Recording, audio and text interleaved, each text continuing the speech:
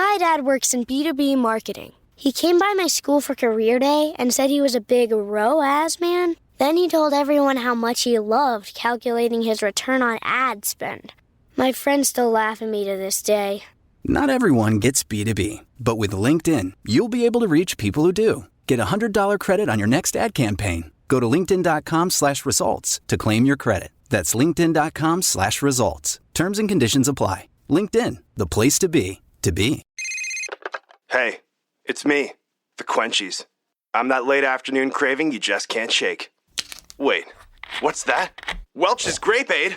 No! Made with real fruit and no added sugar, nothing answers the call of the Quenchies like Grape Aid. Got the Quenchies? Grab a Grape Aid in your juice aisle.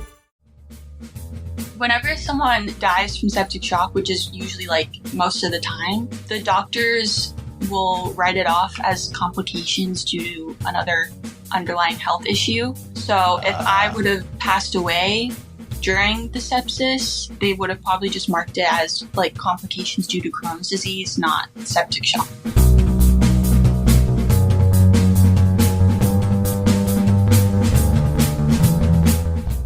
Hello, welcome to another episode of Bunny Hugs and Mental Health, a free safe space for people to share and learn from others' experiences with mental health and addictions.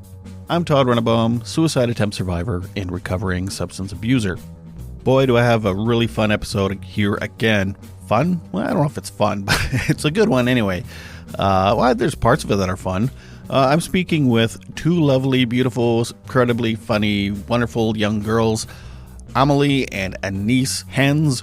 Amalie is kind of the main reason why I'm doing the interview. She was 18 years old, and she ended up losing her hands and her feet. They were all amputated just kind of below the knee and below the elbows. She became septic. It's a long story, I'll let her explain. And had to go in a coma, and when she woke up, found out she's not going to have limbs. And Anais is her sister, so we get kind of both perspectives, what it's like to be the family of someone that's gone through this tragedy and someone that is going through the tragedy. Now, I have to warn you, both of these girls are extremely charming, so be prepared. I say it every time, and I see not too many people are doing it, but please rate and review the podcast. You can go on to Apple or iMusic or whatever it's called, podcasts, and there's ratings and reviews there. Please do that because it is it really, really helps podcasts out. Not just mine. Do it to any podcast that you listen to or that you like, or even ones you hate. Just go do it, please. You can also share this podcast with people. Tell people about it. All types of people are getting endless amounts of information and hearing other people's life's experiences and being it, you know, they can relate to it and stuff. And yeah, lots of people are getting lots of things from my guests. So please do not deny that for more people. So anyway, I'm going to go ahead and just start the podcast here. So without further ado, I give you Amalie and Anais.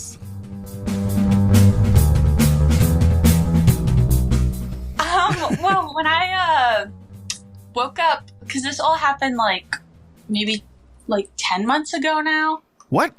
Yeah, so it's all really recent. But I remember after I kind of came out of my coma and stuff, one of my sister's best friends is a nurse. And she literally looked at me and she was like, "You could be TikTok famous now."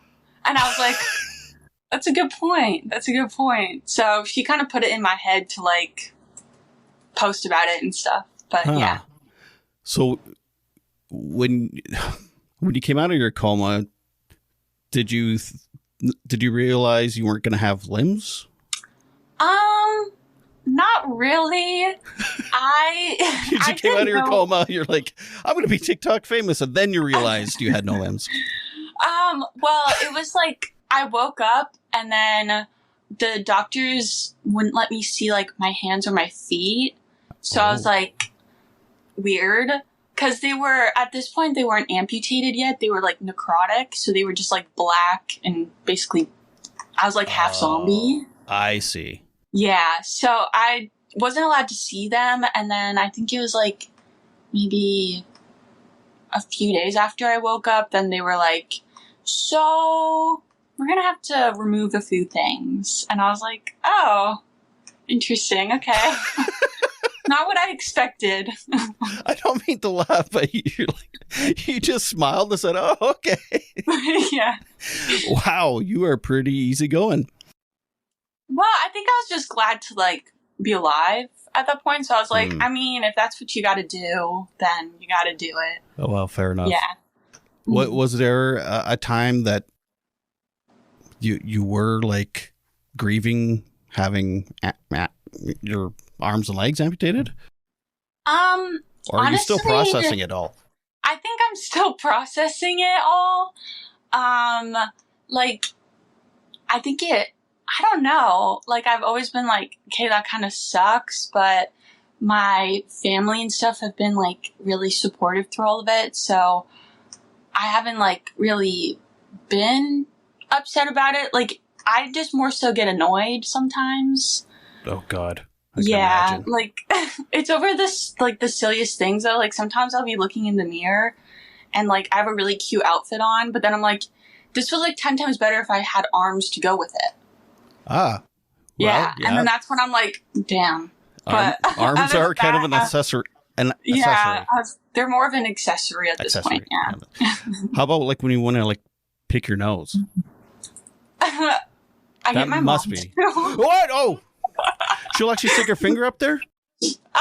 If she has to. I remember one of the first things I said to her, I was like, how am I going to pick my nose now? Right? That's where like, I went to right away. Yeah, like, I can itch it, but, like, sometimes you have to get in there, and you need a good fingernail, so. You do. You do. I guess, could you get, like, a prosthetic finger? I don't know what I'm talking about. I mean, when I get my hands in the future, then hopefully that will be a good help with the nose picking. But yeah, otherwise, sometimes I just use a Q-tip if I'm, like, on my own. I just use a Q-tip. Right.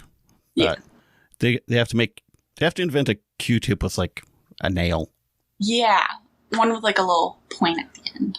Yeah. So you are going to be possibly getting some prosthetics. Yes, that is. Am I allowed to say that? Is it a surprise? No. I recently made, like, a TikTok talking about what I don't have my arms yet, and I, like, kind of called out the insurance company that wouldn't approve the claim, but they recently did approve it. Okay. Well, So this won't be out for, like, a month or more anyway. So. Yeah, so hopefully before next year I'll have them, but I'm not too sure because it's a really long process to, like, learn how to use them. Like, apparently it's a lot of, like, muscle memory and stuff, and, like, it's really hard mentally to get used to. And they're also supposed to be really heavy, so I'm also not prepared for that. So yeah. I think they're, like, maybe 10 pounds each. Really? Yeah, and I'm pretty small, so the doctors think that's going to be hard for me to, like, not get tired really quick with them because I'm built a lot smaller than a lot of other people who have amputations, so there's not really, like, specific arms built for people my size, which is kind of odd, but yeah. Could you 3D print a lighter one for you? Yeah, I've thought about that. My uncle has a 3D printer, and I was like, maybe, like, just something to, like, practice with, you know? Because I have no practice, really. Yeah. Yeah. Well, maybe they do that. Maybe they do give you, like, practice limbs.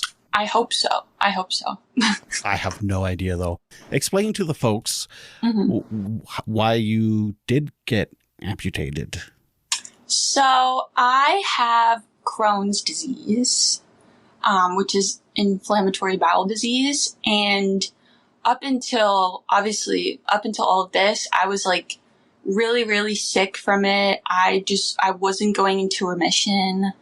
I kept getting bowel obstructions in my ostomy, so that was, like, why I was in and out of the hospital a lot. And what's your ostomy? An ostomy bag is how I go to the washroom. Oh. Yeah, so... Why do I always think it was colostomy bag? There's 2 different types of ostomy bags that I'm aware of. So a colostomy is like an ostomy bag made out of your colon.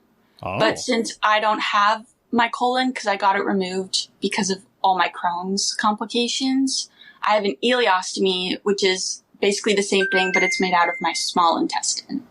So I only have my small intestine. I see. Because I mean, I know people have irritable bowel syndrome and even Crohn's, and I mean, they're not in as bad a shape as you were even before. No, some people are it's a spectrum. Yeah. Okay. Well, I was lucky to not agree with a lot of the medications, which was why I was so sick. Because, like, I think I tried like maybe 5, and none of them like put me into remission. So then I got the surgery for my ostomy to hopefully like help put me into remission, because my colon and like my large intestine were so like damaged, but that didn't work either. So I just kept getting like really, really sick. Is this a family thing? Do your siblings have any kind of issues? No. Wow, lucky. Yeah, so I had like a great grandpa who I think had ulcerative colitis, but other than that, like nobody else in my family really has like IBD. So I was just kind of the lucky one. Yeah, right. I was the lucky one, and I got all the stuff. Right, but you got the looks. Oh, thank you. I don't know what you're... Actually, no, I do know what your sister looks like. Yeah. You're both gorgeous. Sorry. We're twins. Get out of here, really? No, we just look a lot alike. Oh. She says that I stole her face because I'm the younger one. She always is like, yeah, well, I had it first. That's pretty clever. Yeah. So you there was no process where you were like, this sucks and life's shitty, and it's fine if you didn't, but I'm thinking about me and what I would go through. Yeah, I think it's definitely more so like recently I've been kind of feeling that way, just because it is so like fresh. I think it was just very like, at first there's so much other things going on, like getting my legs and learning how to do that. So I was like distracted from kind of like the morning aspect of it. But now that everything's kind of like settled and I'm just like waiting now more so, I like get the feeling where I'm like, this is annoying and dumb, but yeah. Also in the beginning, I had some friends who weren't very nice to me during all of it. So that was also like kind of annoying. What do you mean? What? Or they just tickle you and like you can't fight back, or what? No, like they would like say they would come visit me in like the hospital and stuff, and then they never did, and then they just stopped talking to me. And I was like, oh damn, I thought we were homies. Huh. Yeah. So this has been kind of revealing as to who your true friends are? Yeah. I mean, the ones that I kind of expected to stay with me through all of this did. It was only like a couple that were kind of weird, but... Dudes? Yeah.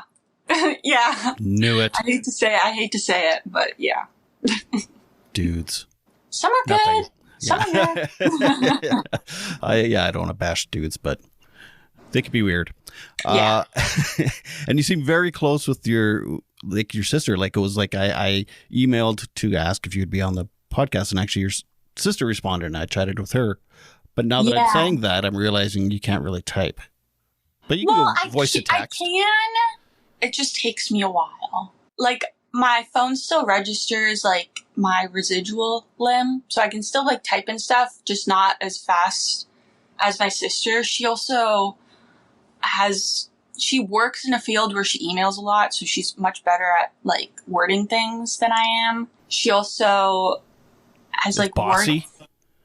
I mean, no, I feel like all older siblings are to a certain extent.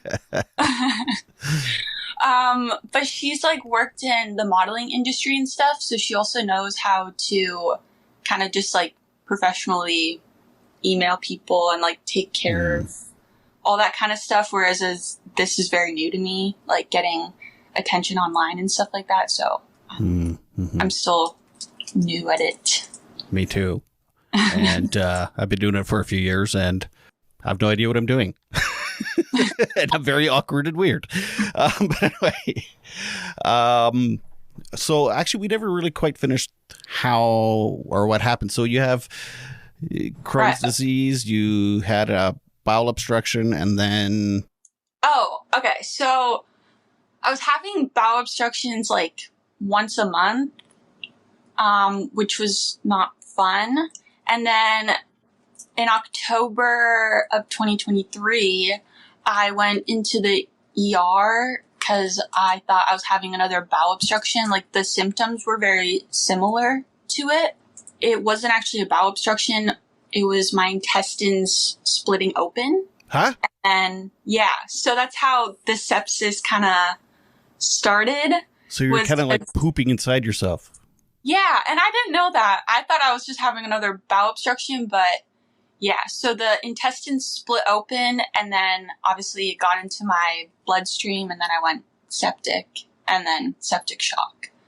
But the reason that it kind of all happened was because the doctors didn't realize that my inflammatory levels were like not there, meaning my Crohn's actually was like starting to calm down.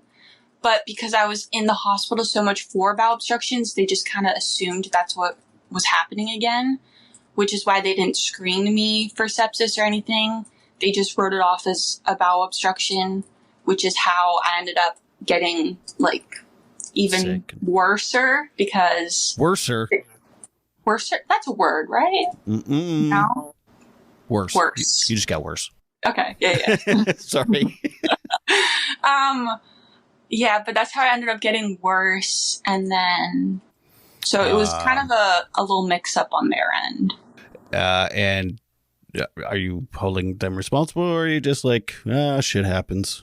I don't know yet. Yeah, I don't know if I can say that.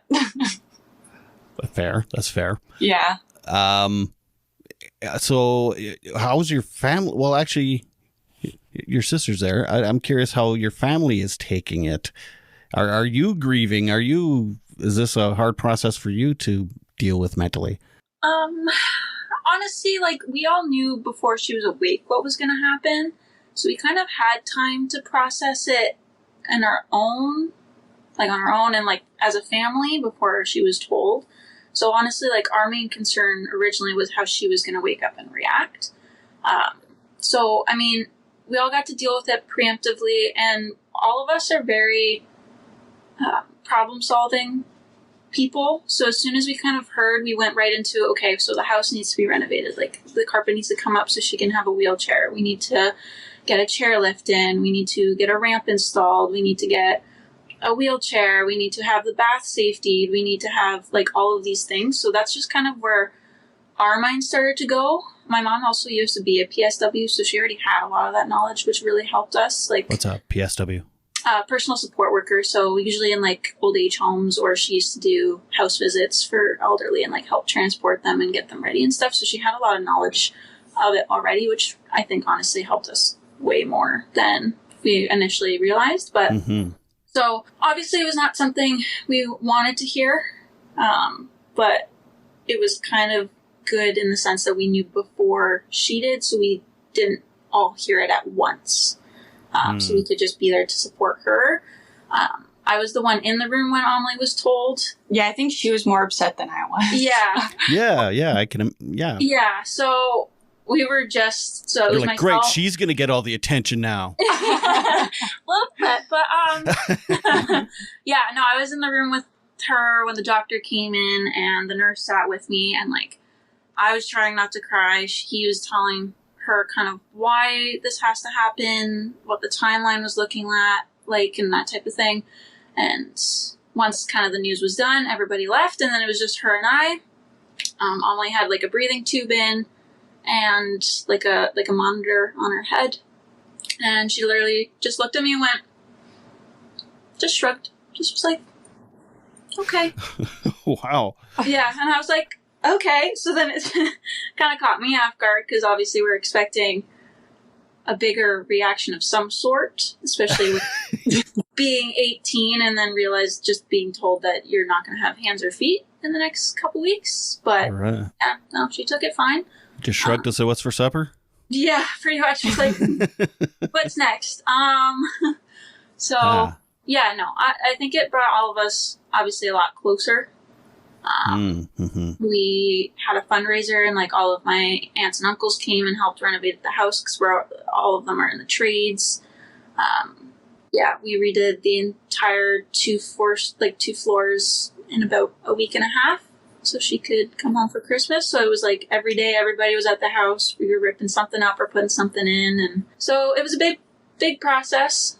So it's like trying to, you just instantly have like a new normal and it's completely different. Exactly. Yeah. And just trying to get kind of used to that as quickly as possible. But yeah, I think my dad's finally, again, because similar to how Amalie just said, is like everything's kind of calmed down now. So, and everyone processes things at different paces, right? So I think my dad's finally kind of having it sink in a little bit.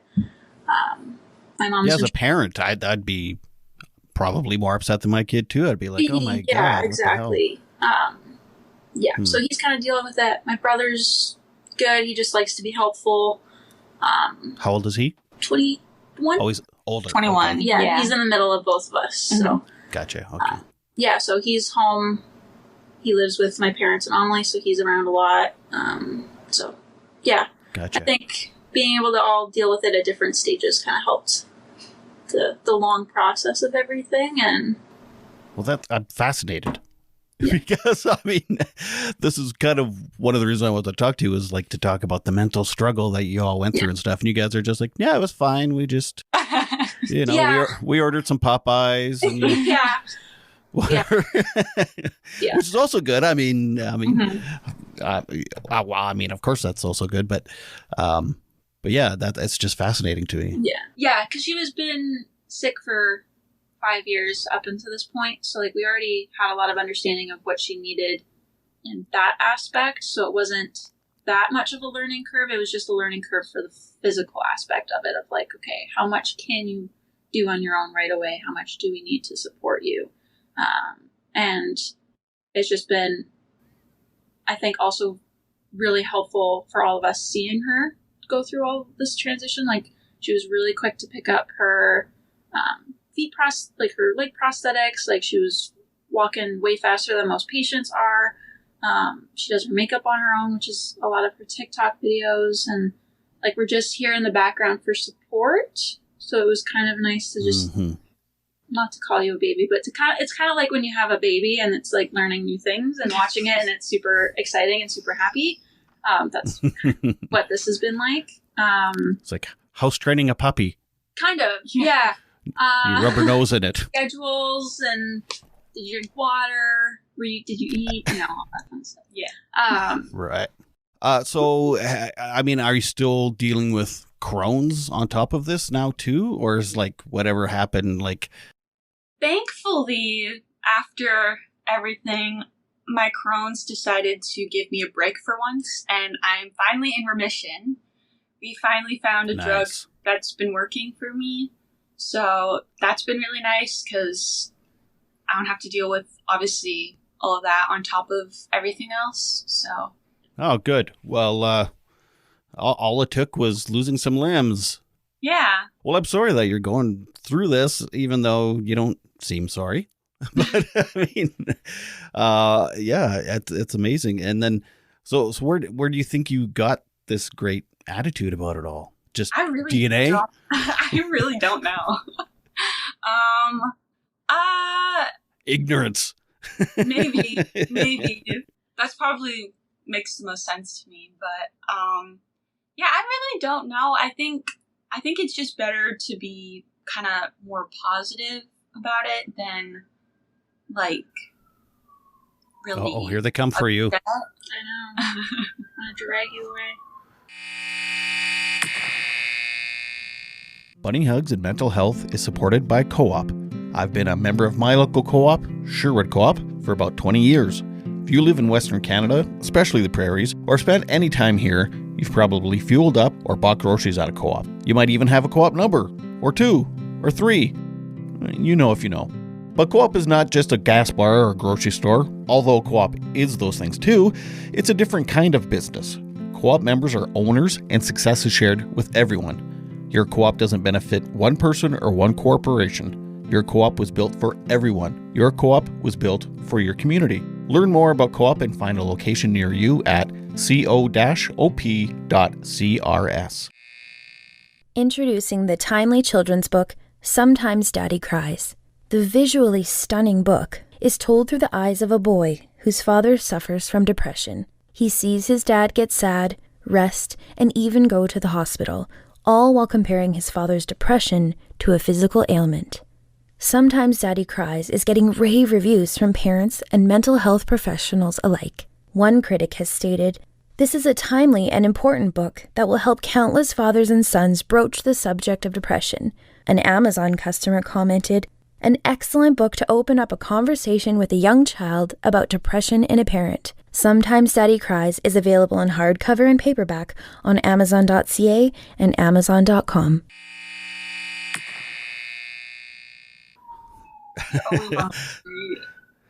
Well, like you kind of said, oh, it's a neighbor. They're coming. Well, like you kind of said, it was like, which this is amazing, which some people go through their entire lives trying to learn gratitude. And like you said, you just kind of said, it was better than dying. So you were just kind of like, all right, well, we'll just cope with this. You're fascinating. That's what I like to say. I like to say at least I have a really cool story now. I mean, usually if I have a cool scar, I'm like, hey, cool. I get to show people my cool scar and tell them what happened. But yours is pretty extreme. Mine's like, do you want to see where my foot used to be? It used to be right here. I'm pointing, but you can't tell. Yeah.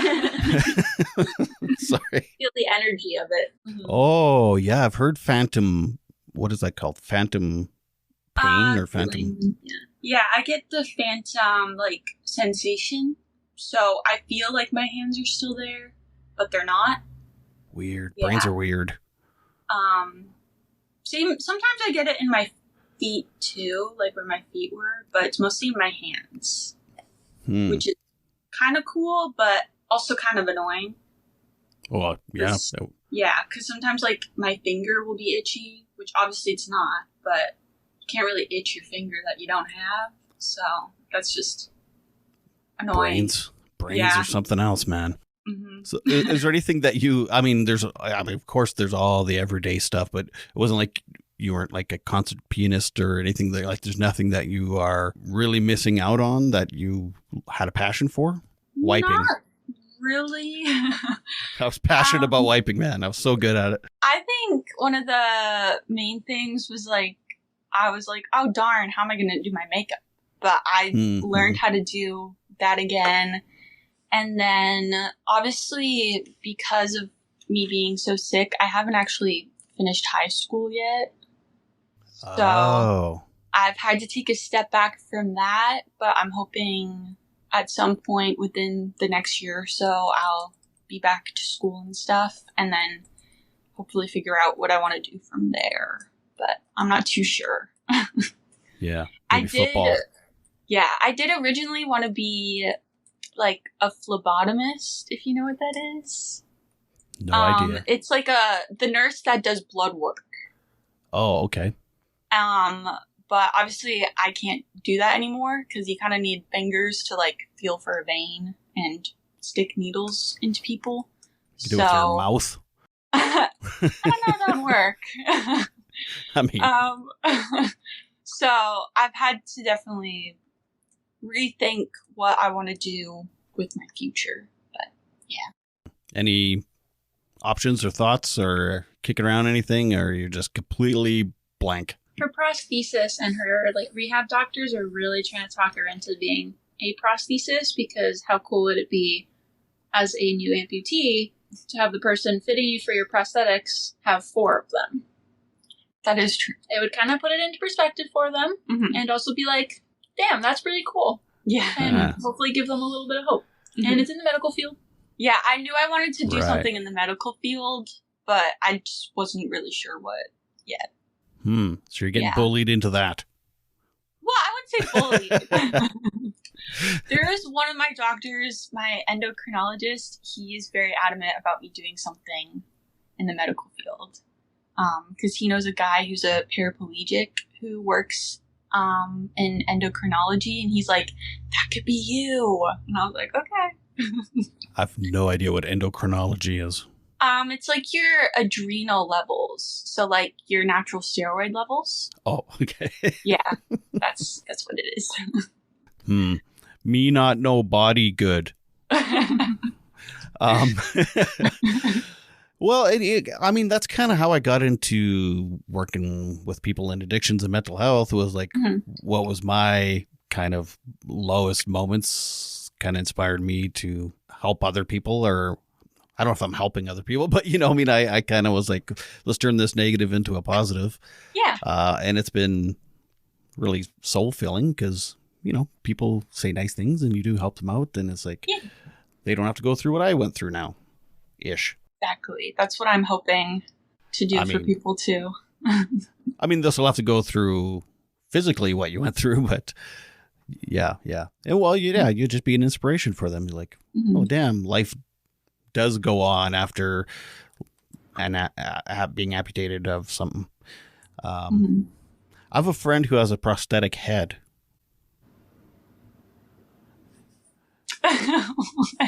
Like a Barbie? Sorry, I'm I'd like to see that. Yeah, well, he doesn't. I'm very RoboCop. Yeah, he doesn't say much, but he just kind of lies there and stink.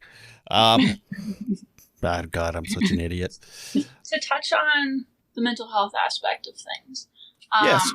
One of the things like that my mom's really struggling to find is support in that field. So like, yes, she's doing fantastic. Look at this face, but it's still good to talk about things with someone who didn't go through it with you to get a different perspective.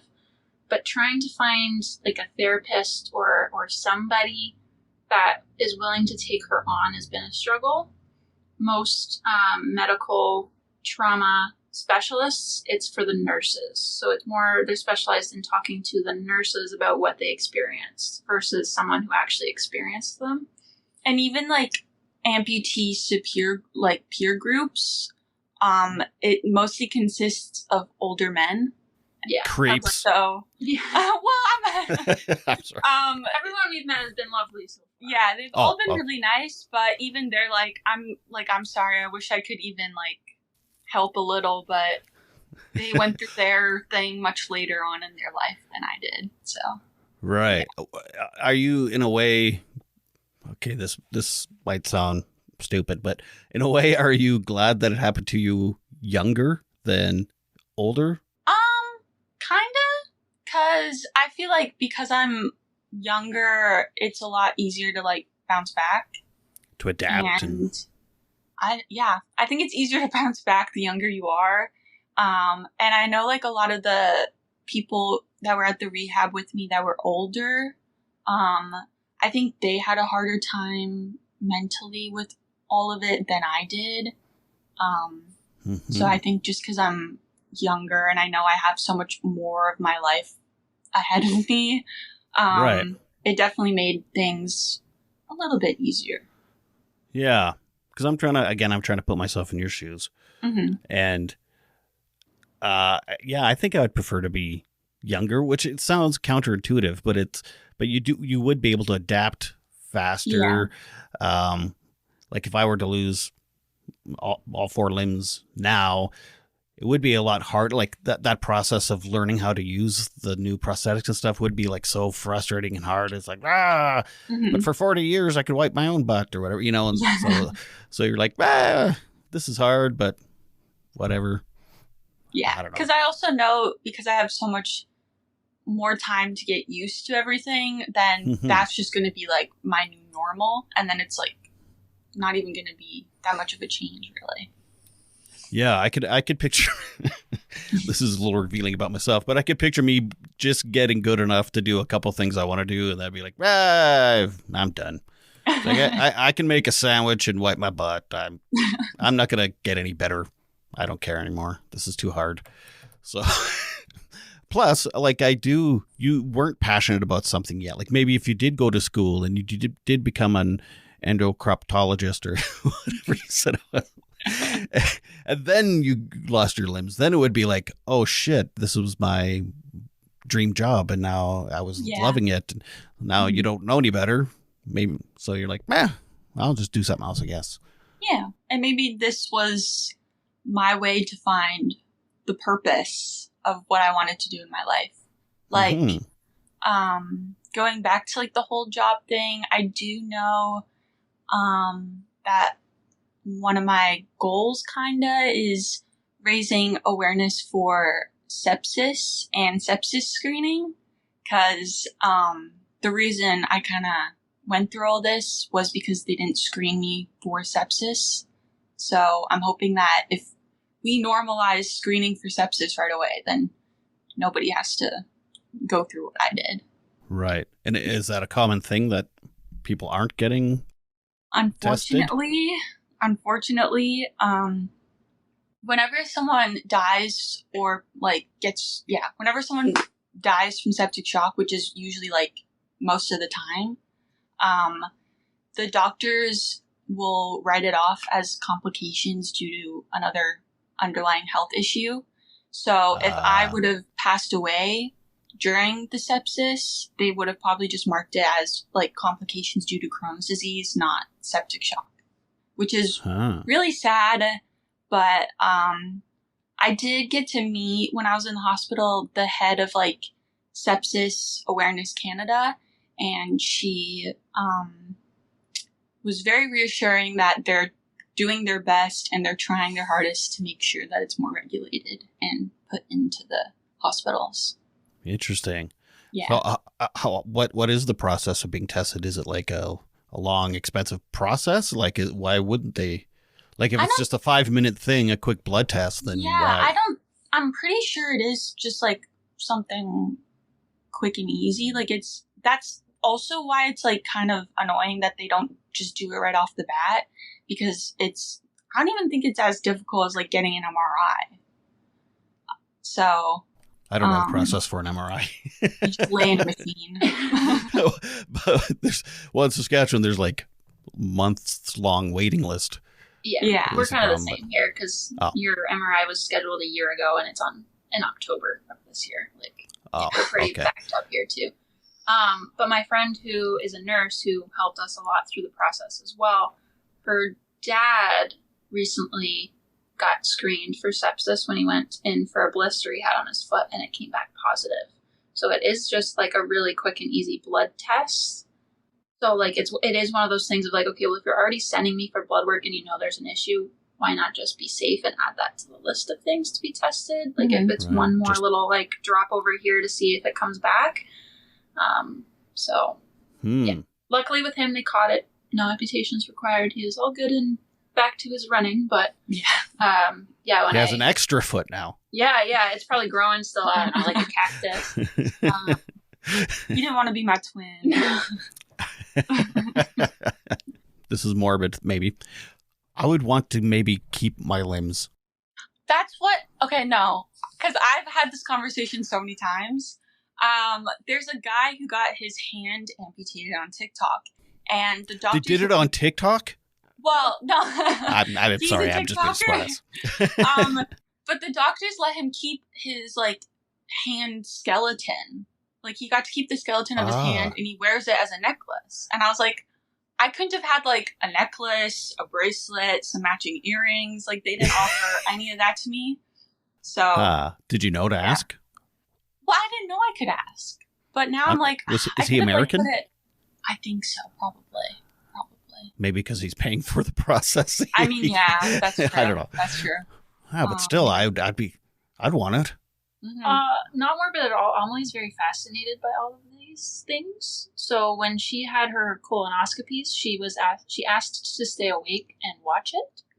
And then she was given photos of it, which are in this room somewhere, and which she looked at for a good while. And then, I don't know if you're familiar with Coraline, that movie.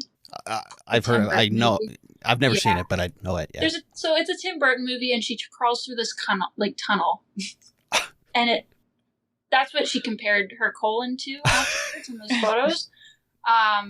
So she's very a little too immersed into what the inside of her body looks like. Yeah, I'm very desensitized, to say the least. Like when I was getting... Do you have ADHD? I have been diagnosed once. They just didn't medicate me for it because I don't know. You don't have to be diagnosed once. Sorry. What was I saying? No medication. ADHD. Oh, yeah. There it is.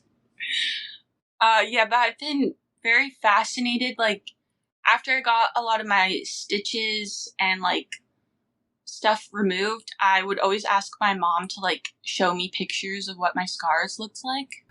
Sure, so that I could keep, like, almost like a little document of, like, my progress. So on my mom's phone somewhere, there's, like, a hidden photo, and it just has, like, all the gory pictures from the surgeries that I asked her to take. I'd be the exact same way. I've been diagnosed with ADHD, and that's most people aren't like us. I'm like, my body is a petri dish. Like, what is going on here? Like, it even smells funny. You know, like I put a grinder through my finger once, and it was like, I was taking pictures and sending it to people, and they'd be like, stop it. I'm like, isn't this fascinating? And that's what after I got my ostomy surgery, I was like texting my friends. I was like, do you want to see a picture of my stoma? Do you want to see what it looks like? She's so cute. What's a stoma? It's the piece of my intestine that's like poking out of my stomach. And it's cute. Let's see. Whip it out. I know, not right now. It kind of looks like a Swedish berry. Oh, it's that small?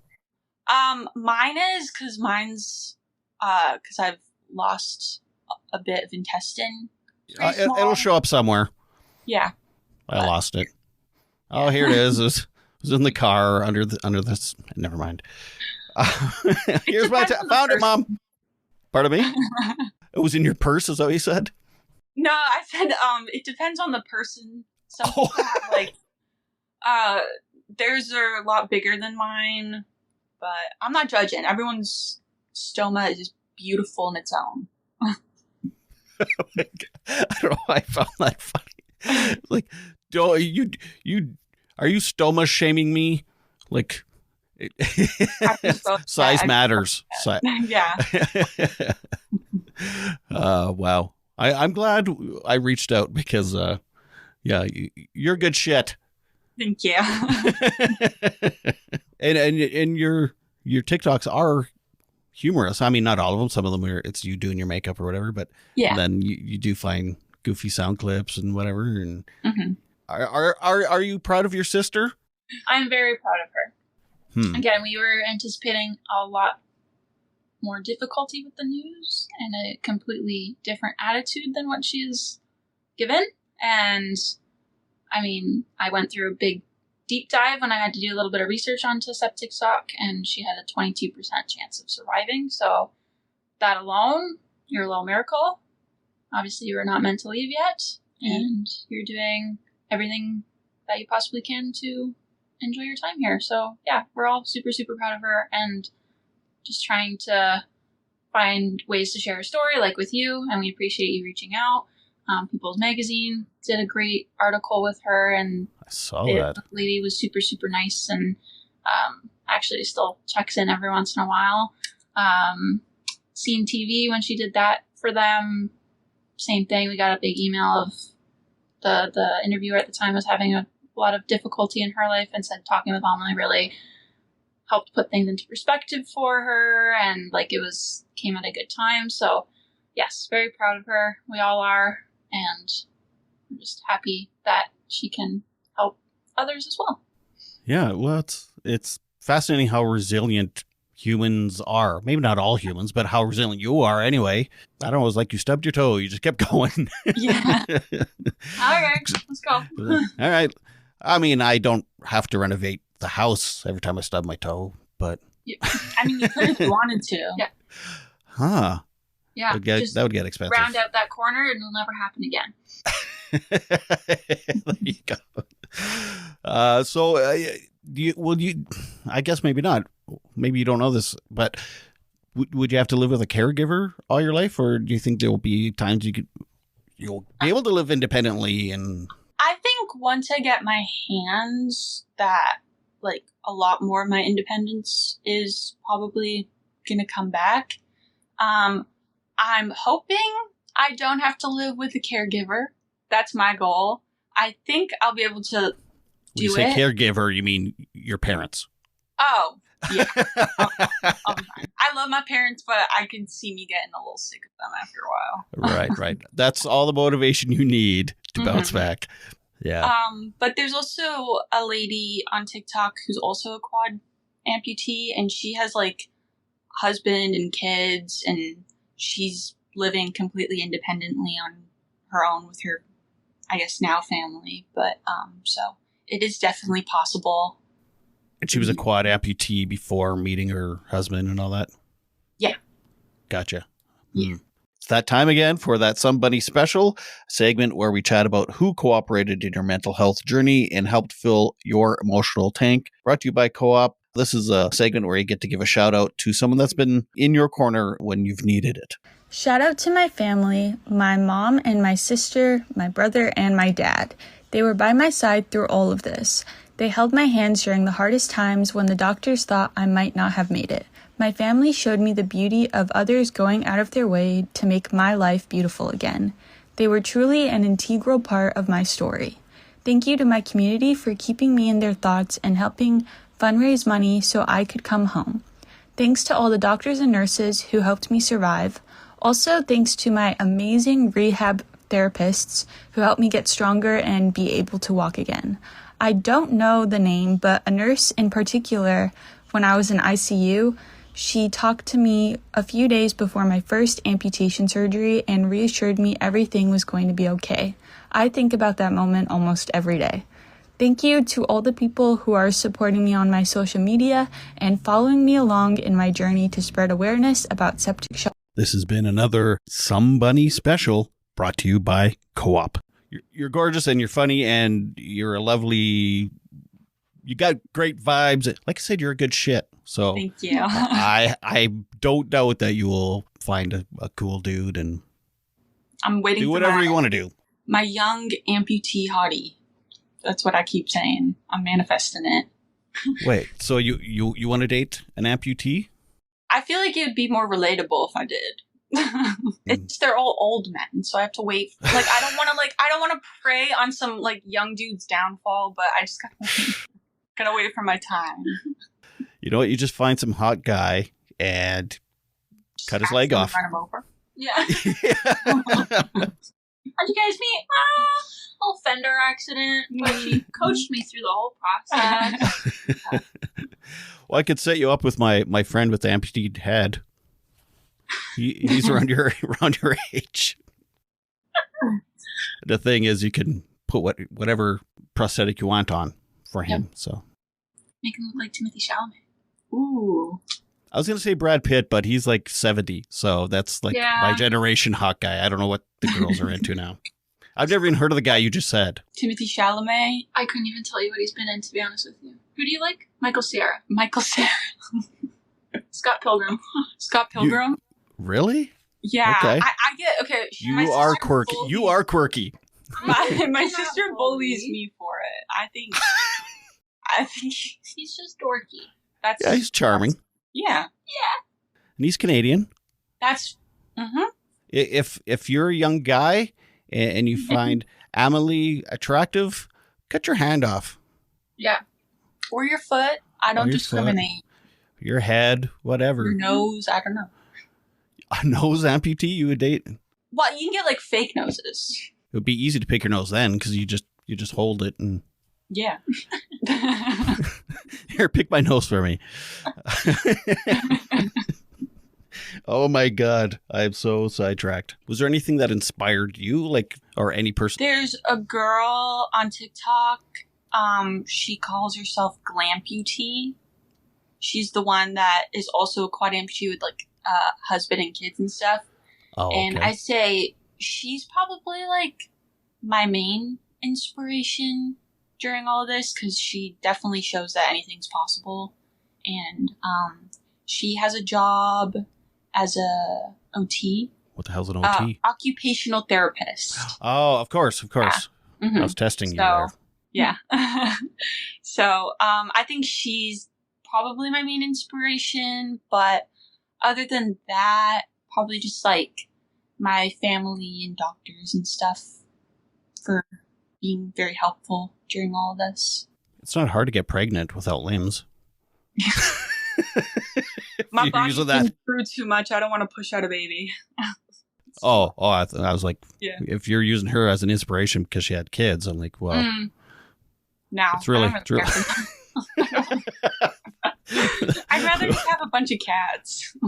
Well, that's fair. I'm a cat person. Attractive guys out there, if you want to date Amalie, cut your hands off and don't want to have kids. But lots of cats. How about an amputee cat? I don't know if that would be right to date them. No, not date an amputee cat. I mean, I've never seen an amputee cat, but that'd be cool. No, I mean, I've seen like the dogs that have like the little doggy wheelchairs. I've never seen a cat. I've seen all types of three-legged animals, but cool. I did work with animals at one time, so that makes more sense. But yeah. Are you the youngest in your family? Yes, I am. Oh, so you already had all the attention. Yes, a little. A little. Like, I feel like we all she's the youngest and sickly. Yeah. We all took turns? Okay, I feel like you were like kind of doing your own thing most of the time, but then Zach was very like, and then it was me. He was the boy. Yeah. So yeah, everyone took turns until the next one was born. So your sister had like not like 2 that. years. Yeah, not like that.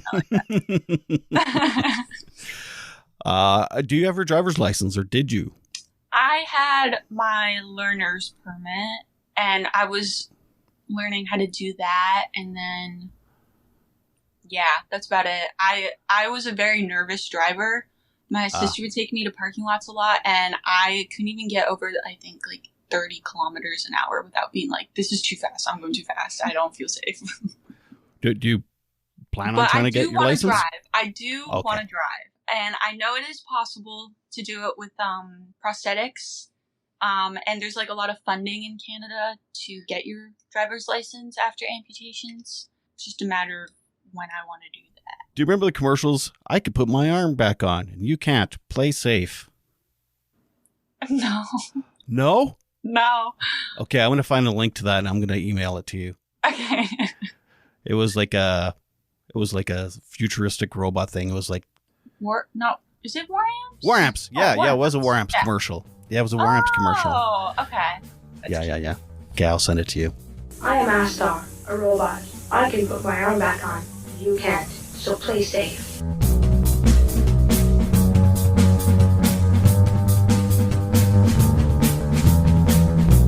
Thank you so much, both of you. You're, like I said, you're both just extremely charming, witty, lovely, beautiful. Congratulations on being cool. Make sure to check the show notes to find where you can follow Amalie and Anais, as well as merch store, buy me a coffee, and some other links there. I can't remember. And hey, if you're looking for a speaker for any kind of event, in person or online, virtual, whatever they call it, please go ahead, reach out to me. My email is bunnyhugspodcast@gmail.com, and I would love to collaborate. Until next week, please remember to make your beds and take your meds. Bye.